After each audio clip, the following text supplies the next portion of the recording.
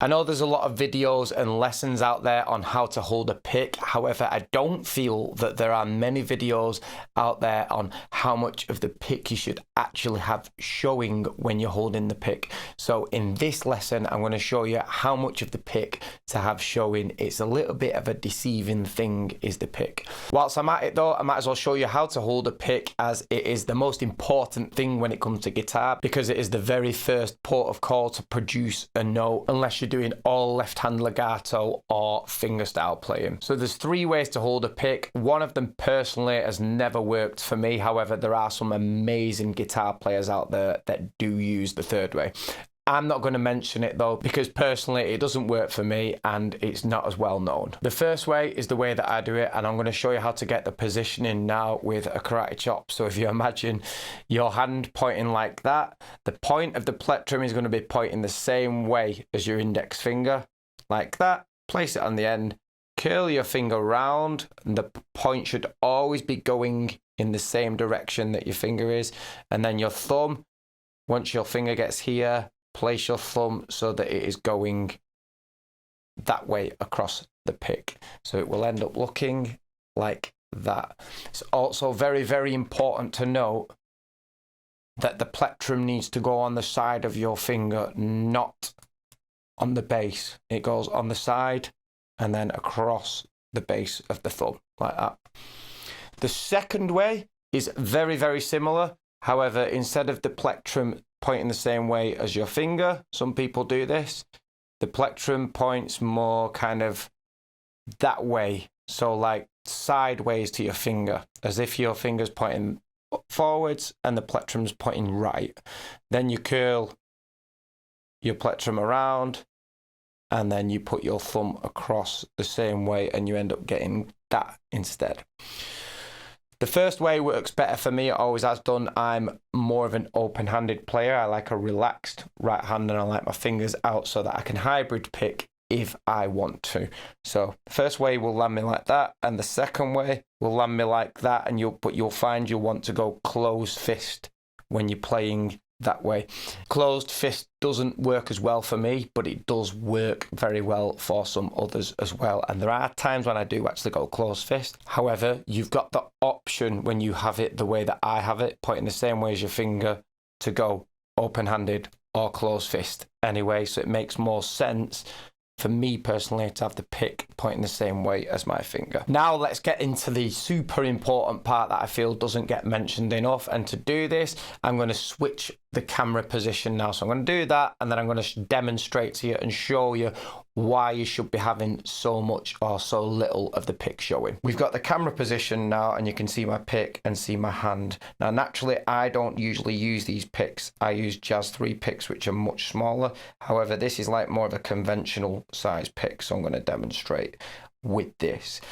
Naturally there's quite a lot of surface area, and you would think that you want a lot of the pick showing, hence why there's loads of surface area. But what I would recommend is that you literally just have the tip of the pick showing. If you can see, you can actually see my finger underneath it. So my finger goes right near the end and my thumb is there, and I've got literally the point of the pick showing only.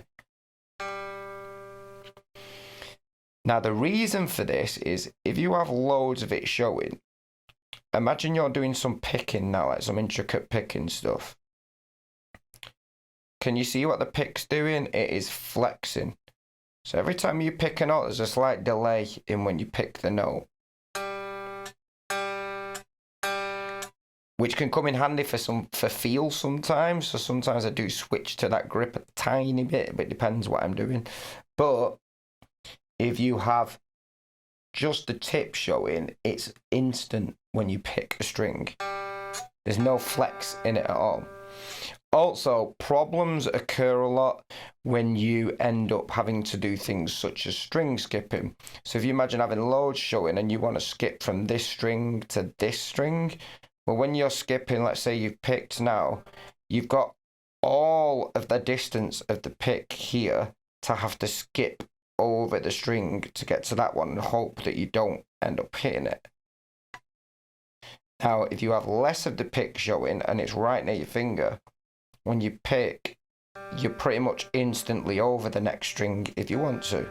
If you want to go to the next string, you can just fall into it like that. So it makes a lot more sense to have less of the pick showing. Next, alternate picking. If you have loads of your pick showing, and as we've mentioned already, it's very floppy, when you want to get to speed, you lose a lot of control and your pick is flopping all over the show. It ends up having to walk more distance. If you got less of it showing, you can be really, really tight with your picking and you don't get anywhere near the other strings that you don't want to unless you purposely want to travel to it, which is really easy to do. Arpeggios, so when you're arpeggiating chords, you can move about a lot easier because there's less flex. If you've got this much showing, there's loads of flex, you're going to end up hitting things left, right and centre that you don't want to hit. If you've got less showing, you're going to hit a lot less. It's going to be 10 times easier. And you might say, well, it'd be better for strumming, but no, it's still better for strumming like this as well. You've got complete control over that pick. If you've got it like this,